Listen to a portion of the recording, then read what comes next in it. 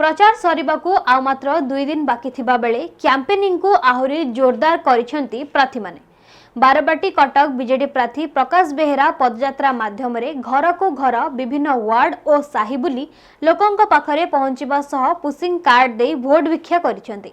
एही पदयात्रा रे स्थानीय कॉर्पोरेटर महिला युव और छात्रकर्मी माने प्रकाश का पदयात्रा रे शामिल होई तांको सहयोग करिसेंती।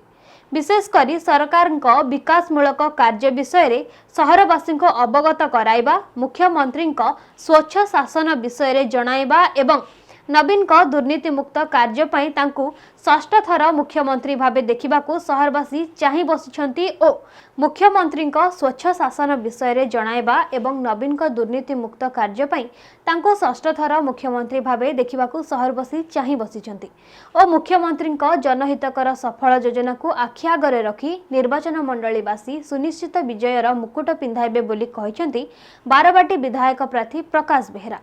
एवं एही अवसर रे 14 नंबर वार्ड रे एक निर्वाचनी कार्यालय मध्य खोला जायछि।